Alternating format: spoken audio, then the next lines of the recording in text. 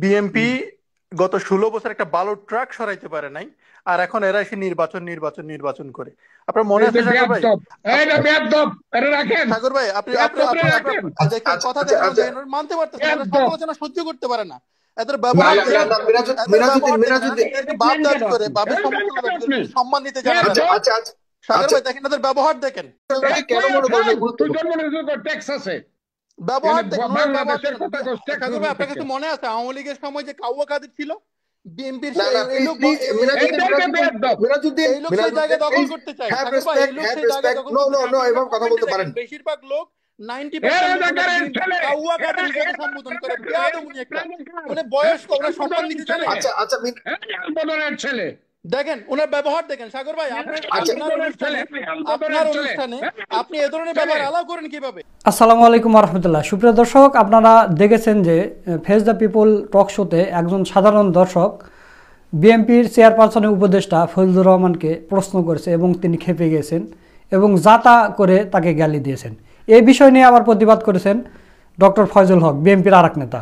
তো এই ফজলুর রহমান তিনি দীর্ঘদিন থেকে বিএনপির সর্বোচ্চ উচ্চ পদে সমসীন হয়েছে, কিন্তু তিনি টক শোতে তাকে তেমন দেখা যায় না, বা টক শো কীভাবে করতে হয় তিনি জানে না।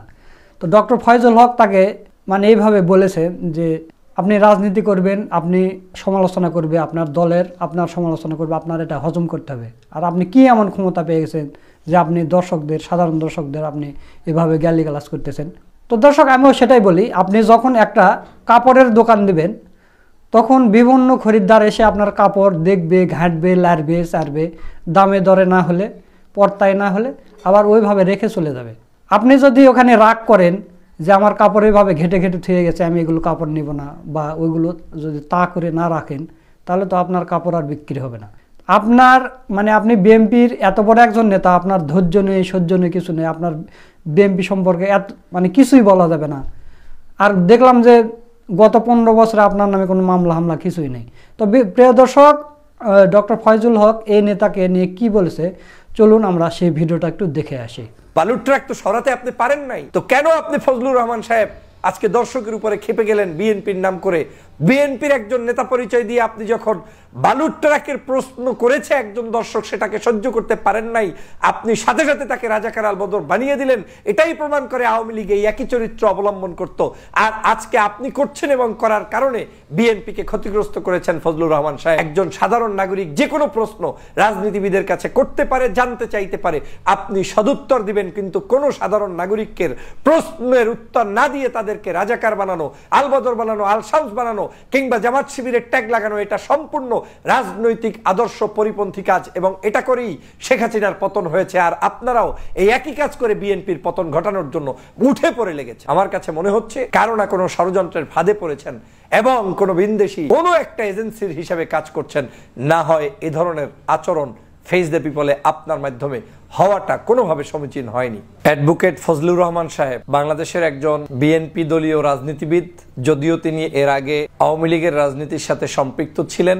বর্তমানে বিভিন্ন টক শোতে আলোচনায় তিনি আসছেন, কিন্তু তার আলোচনা এবং বক্তব্য শুনলে মনে হচ্ছে কোনো একটি পরিকল্পনা নিয়ে বিএনপিকে ক্ষতিগ্রস্ত করার জন্যই লোকটিকে কেউ না কেউ মাঠে নামিয়েছে। আমি সাধারণত ব্যক্তিগত কারো বিষয়ে কথা বলতে চাই না, কিন্তু আমি যখন দেখছি যে এত পরিমাণ বেড়ে গিয়েছে তার আলোচনা এবং তার কার্যক্রম, যে কার্যক্রমগুলো বাংলাদেশের মানুষের চিন্তা চেতনা, ধ্যান ধারণার সম্পূর্ণ বিরোধী হয়ে যাচ্ছে, তখন কিছু কথা না বললেই হচ্ছে না। আপনারা জানেন, গতকালকে ফেস দ্য পিপলে এক ভদ্রলোক বিদেশ থেকে প্রশ্ন করেছিলেন ফজলুর রহমান সাহেবকে, 15 বছরে বালুর ট্রাক সরাতে পারেনি বিএনপি, এই ধরনের একটি মন্তব্য তিনি করেছিলেন। কিন্তু সেই বালুর ট্রাকের 15 বছরের প্রশ্ন শোনার সাথে সাথে এবং তার আগেই তার এই বক্তব্যগুলো শুরুর মাঝখানেই তারা একে অপরের সাথে এমনভাবে কাদা ছড়াছড়িতে লিপ্ত হচ্ছিল, বিষয়টা দেখে আমার চরমভাবে খারাপ লেগেছে। আমি যখন দেখেছি একজন দর্শক তিনি তার জায়গা থেকে প্রশ্ন করবেন, এবং সেই প্রশ্নটা শুধুমাত্র বালুর ট্রাক নয়, যে কোনো ইস্যুতে তিনি প্রশ্ন করতে পারেন। একজন রাজনীতিবিদের কাজ হচ্ছে সেই প্রশ্নগুলো সুন্দর মতো শুনে সেটার প্রতি উত্তর সুন্দরভাবে দেয়া। আপনি কখনোই আওয়ামী লীগ যে আচরণ করেছে একই আচরণ আপনি কখনোই করতে পারেন না। একজন দর্শক হচ্ছে বাংলাদেশের সকল মানুষের। আমি আজকের এই জায়গায় পৌঁছেছি আমার দর্শক, আমার ফলোয়ার, আমার ভালোবাসার মানুষদের কারণেই। আপনি রাজনীতি করছেন, আপনার ফলোয়ার, আপনার শুভাকাঙ্ক্ষীরাই আপনার সম্পদ। জাতীয় জীবনে প্রত্যেকটি জায়গায় মানুষের ভালোবাসা অবজ্ঞা করে কখনো বড় হওয়া যায় না। গতকালকে দেখলাম যখনই তিনি এই প্রশ্নটি করেছিলেন যে এই জায়গায় কি ভূমিকা পালন করেছেন, এবং কাউয়া কাদেরদের মতো কিছু লোক বের হয়েছে যারা এখন বিভিন্ন জায়গায় বিভিন্ন ধরনের কার্যক্রম করছে, কিন্তু তারা মূলত দলের ক্ষতি করছে, এরকম কিছু বিষয় বোঝানোর চেষ্টা করেছিলেন সেই দর্শক।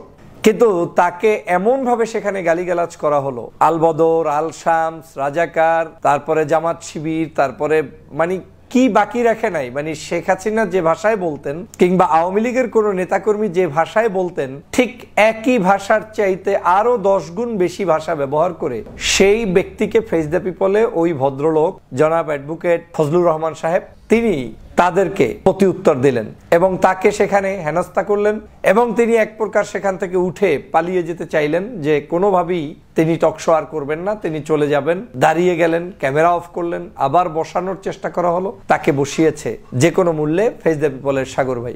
আমি ভিডিওটা দেখে অবাক হয়েছি, কারণ আমার কাছে মনে হয়েছে দেশনেত্রী বেগম খালেদা জিয়া নয়, শুধু শহীদ রাষ্ট্রপতি জিয়াউর রহমানকে যারা গালিগালাজ করেছে পর্যন্ত, এবং সেটার প্রতি উত্তরে কোনো একজন ব্যক্তি মামলা পর্যন্ত করেছে, সেই মামলা থেকে পর্যন্ত তারেক রহমানের নির্দেশনা হচ্ছে এই যে ওই ব্যক্তিকে মামলা থেকে উঠিয়ে দিতে হবে, জেল থেকে মুক্ত করতে হবে। এত ভালো না যে দলকে ভালোবাসতে গিয়ে আপনি জিয়াউর রহমানকে কি বলেছে না বলেছে সেই কারণে তাকে জেলে নিতে হবে। এই স্বাধীনতা আপনাকে কেউ দেয় নাই, বিএনপি পরিবার দেয়নি বলে আমার কাছে এখন পর্যন্ত বিশ্বাস।